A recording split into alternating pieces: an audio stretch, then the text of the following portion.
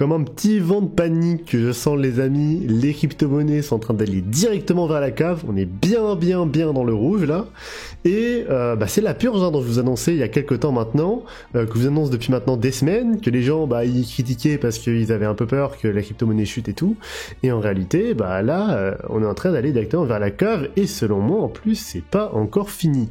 Salut à toi et bienvenue sur CryptoPoint.fr, j'espère que tu vas bien. Je sais, ma vidéo est en retard, elle est pas de dimanche, on est mardi.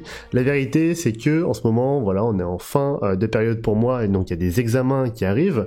Mon semestre est divisé en deux, et du coup voilà, j'ai des expériences qui arrivent très vite, et du coup j'avais oublié de vous prévenir tout simplement, alors que j'étais en pleine révision. On va donc pouvoir commencer aujourd'hui cette vidéo, on va regarder bien sûr notre recap, on va analyser aujourd'hui 4 crypto-monnaies de tête, donc voilà, je vais vous faire plaisir aujourd'hui. Puis on va pouvoir commencer tout de suite cette vidéo. Dans le recap des 10 premières crypto-monnaies, on voit que globalement ici on est dans le rouge, rouge 100, on est bien en train de saigner là, les gens commencent bien à paniquer, on a des belles sous-performances, notamment pour l'Ethereum à moins 13%, Cardano à moins 13%, Avalanche à moins 17%, ça c'est bien de voir ça. Parce que c'est vrai qu'on était en surchauffe dernièrement, c'est vrai que je vous en parle depuis quelques temps maintenant, que j'attendais une purge. Est-ce que la purge est finie? Je ne pense pas. Par contre, en effet, on a peut-être ici des bonnes opportunités d'achat, pour le BTC peut-être, mais aussi pour d'autres crypto-monnaies. On va pouvoir regarder ça tout de suite. Au niveau du BTC, on est donc directement ici en train de purger, comme on a annoncé lors de la dernière vidéo. On est actuellement en train de chuter assez fortement, on continue de chuter, je pense moi à part, jusqu'à atteindre cette zone des 32 000 $ que j'avais marqué avec vous, en vous montrant une zone qui semblait être assez protégée, avec pas mal de liquidité dans cette zone là, peut-être venir la toucher, ou peut-être finir un peu avant. Je parlais des 32 000, 34 000 $, on verra jusqu'où on va aller. En tout cas pour le moment on est au niveau des 32 500 $ au niveau du BTC, et si on prend l'ATH qu'on a connu, on a connu actuellement une baisse de 19-20%, on sait que les baisses lors de ce cycle-là semblent être assez faibles, en tout cas au niveau des corrections, donc on s'attend peut-être à une baisse de 30% pour le BTC, donc je disais ça au niveau des 34 000 $. Maintenant, est-ce qu'actuellement on est à un bon point d'achat? En fait, selon moi, et ça c'est une théorie personnelle, vous n'êtes pas du tout obligé d'y croire, mais selon moi, on a une alt season qui commence à peut-être pointer le bout de son nez. Je m'explique, on est actuellement en train de chuter au niveau du BTC, et les gens commencent à paniquer de manière assez puissante, et vous savez très bien qu'une vague de correction, on a besoin d'avoir un petit souffle haussier avant de pouvoir redécharger. En fait, l'explication à ça, c'est qu'on a besoin en fait d'aller chercher de la liquidité vendeuse un peu plus haut pour que les gens commencent à décharger leur bac, comme on a pas mal chuté, et ensuite on revient toucher plus bas. Du coup, ce qui est intéressant à voir, c'est qu'on s'attend en fait à ce que le cours remonte légèrement au niveau du BTC pour pouvoir redescendre. Dans le meilleur des cas, on aurait du coup ici une montée assez forte, une flat à 48 000 $, ce qui mettrait de l'espoir aux gens, et que les gens commenceraient du coup, sur ceux qui perdent, à vendre leur bac, et pour d'autres à vouloir acheter to the moon, et là on aura des nouveaux trucs dans les médias qui diraient qu'en effet c'est bon, les crypto-monnaies c'est la meilleure chose qui existe et tout, et en fait ça serait pas du tout ça, le cours viendrait redescendre tout de suite.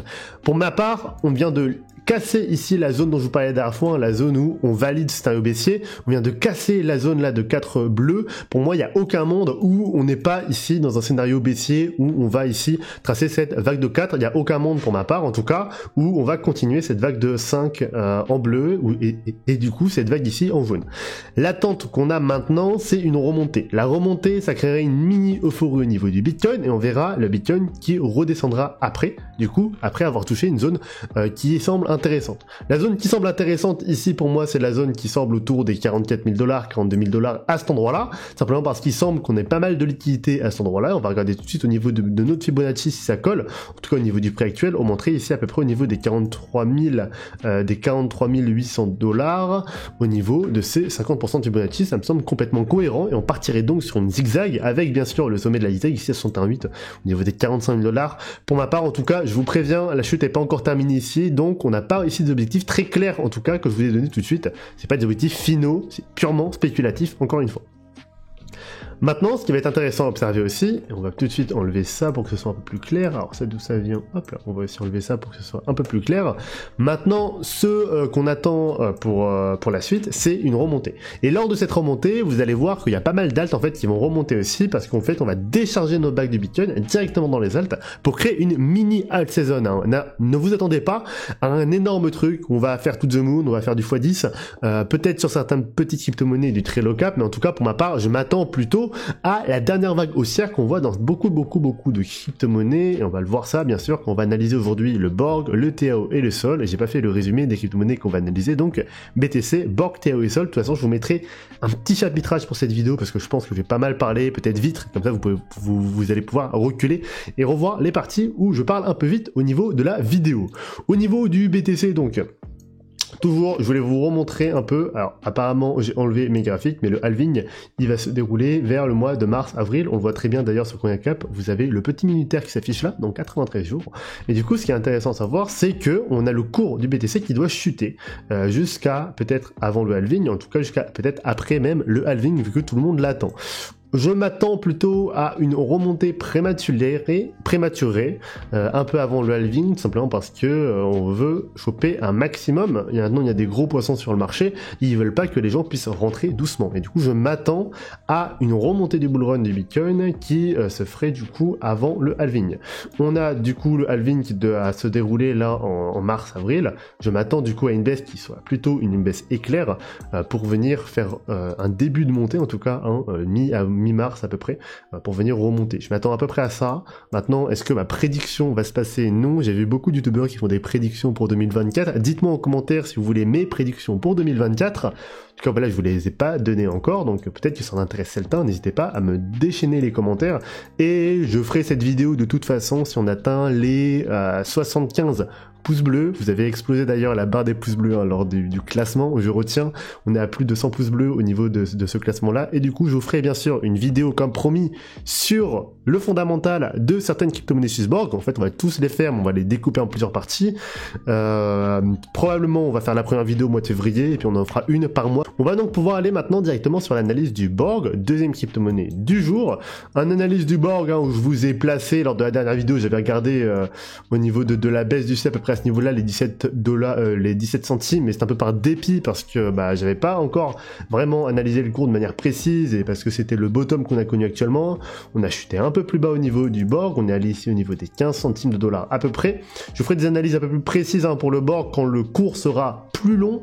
Pour l'instant, on a des gigamèches qui s'affichent, on a un cours qui est extrêmement court par rapport à ce qu'on avait connu dernièrement, donc il est vraiment faussé, donc j'attendrai ici vraiment qu'on ait la hausse qui commence à se dessiner pour faire des analyses plus précises, parce que pour faire des analyses pixels, il faut de la précision, et là pour l'instant j'ai du mal à avoir de la précision vu que j'ai pas toute la data derrière au niveau du Borg, donc j'attends en fait la prochaine dynamique haussière pour repartir sur de bonnes bases on va dire.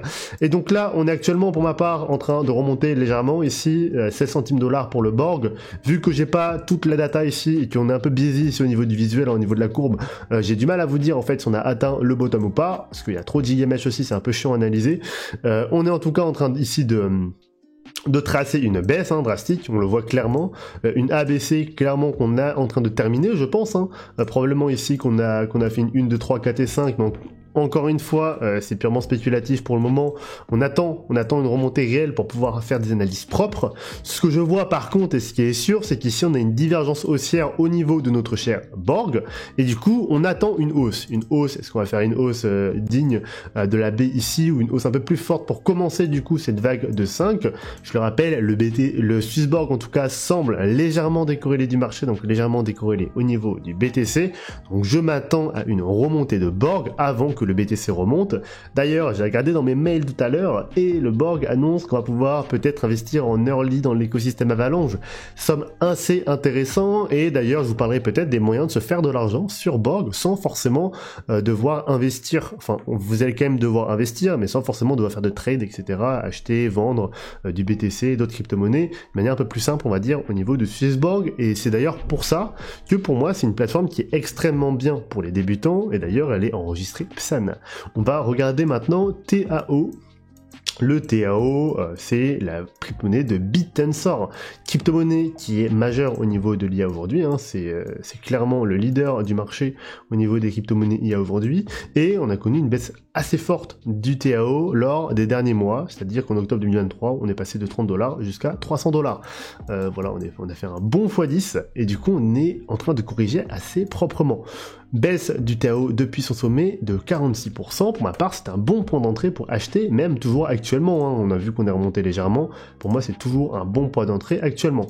Petit warning quand même au niveau du Bit Tensor toujours, c'est qu'en fait au niveau de la baisse, on n'a pas atteint nos 61,8 de Fibonacci. Pour une hausse aussi forte, j'attends au moins les 61,8 de Fibonacci.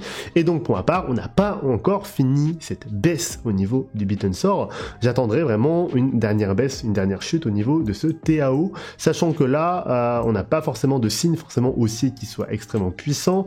J'ai pas fait les petits décomptes ici, donc je peux pas vous préciser si jamais on est à quel niveau on est au niveau de la baisse ici, mais en tout cas j'aurais du mal à voir le Bit Tensor qui remonte tout de suite, et si jamais le Bit Tensor remonte tout de suite, bah ça veut dire que la hausse sera d'autant plus explosive. On sait et on voit ici qu'on n'a pas tout le graphique ici, on n'a pas de petit dinosaure qui s'affiche, donc si jamais vous avez un graphique avec le graphique complet du Bit Tensor TAO, ça m'intéresserait, donc n'hésite pas à me le mettre en commentaire, le petit lien pour que je puisse voir le graphique complet.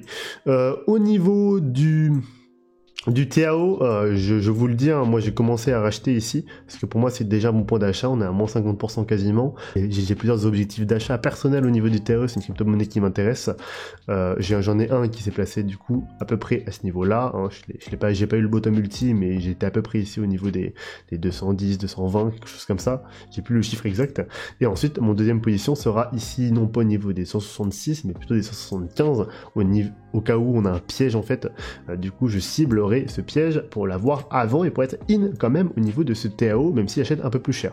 Sachant que le lot qu'on protège ici, c'est vraiment cette zone ici. Donc on a largement l'occasion ici d'aller descendre même en dessous des 166 $ pour le cher Bit Tensor, mais moi je vais quand même mettre mon ordre d'achat autour des 175, 180 $, peut-être, histoire d'être un peu plus haut ici que ces 168 de Fibonacci. Encore une fois, pas de conseil en investissement sur ma chaîne, c'est uniquement mon avis, c'est là ce que je fais, je vous le partage parce que j'avais envie de vous le partager aujourd'hui, c'est vrai que je ne le fais pas souvent sur la chaîne pour mes positions personnelles, mais là j'avais envie de le partager aujourd'hui, encore une fois c'est mon avis, c'est ce que je fais, vous n'êtes pas du tout obligé de suivre, et d'ailleurs analysez, peut-être que j'ai complètement tort, donc ne suivez pas forcément ce que je dis, peut-être que parfois aussi j'ai tort. D'ailleurs on mettra en place le pixel count sur la chaîne au mois de février, pas début février parce que je vais avoir pas mal de taf ce début février, je finis normalement ce premier semestre autour du 15 février, donc on instaurera ce pixel count autour du 20, le temps que je mette en place les choses et que je réfléchisse un peu comment on l'instaurer au sein des vidéos et notamment au sein du montage. Le Solana, dernière crypto du jour, pourquoi je vous le présente aujourd'hui? Alors je vous présente ces cryptos là pour deux raisons. Tout d'abord, on observe que le TAO et le Borg sont aujourd'hui au niveau de points d'achat qui sont intéressants. On a quand même pas mal chuté et le Borg et le TAO semblent être au bord d'une hausse, même si le TAO je pense va quand même rebaisser un peu légèrement avant. Je vous montre aussi ça parce que du coup le Solana ici on voit qu'on baisse drastique comme le BTC et du coup ça appuie ma théorie sur laquelle cette hausse en fait du BTC va créer une mini phase haussière. On observe aussi dernièrement, on observe aussi en dernier lieu que le TAO a besoin de remonter légèrement, peut-être de remonter au niveau de cet impulsif pour pouvoir faire une correction un peu plus prononcée, ou en tout cas tracer cette vague de 3 tout simplement pour monter peut-être au niveau des 400, 500 $, peut-être un peu plus. Bon, là la vague ne vaut rien, hein, c'est pas du tout du Fibonacci, mais en tout cas voilà pour remonter derrière et ensuite observer justement la hausse qu'on aura avant la purge, et du coup la purge qui se prononcerait de manière un peu plus prononcée au niveau de ce de 4, peut-être au niveau du Bit Tensor, ou alors peut-être un piège haussier et du coup on viendrait baissier un peu plus fort au niveau de cette crypto-monnaie-ci. On observe ça aussi au niveau du Borg, on s'attend du coup à une hausse peut-être pour atteindre enfin cette dernière vague de 5 ici, pour ensuite redescendre, et du coup cette purge viendrait s'appuyer ici sur la 2 jaune, mais on aurait quand même une mini alt season pour venir tracer ce sommet de 1. On a à peu près le même schéma qui se dessine ici au niveau du Solana et sur beaucoup d'autres crypto-monnaies. Le Solana, même si elle a fait une hausse drastique, on en est néanmoins seulement à une vague de 3, et du coup on s'attend ici à bien sûr la baisse de 4 qui est en train de se former actuellement et qui pour ma part je pense va être très courte, pour ensuite remonter au niveau de cette 5. Dernière hausse du Solana avant une purge drastique pour cette crypto-monnaie-ci.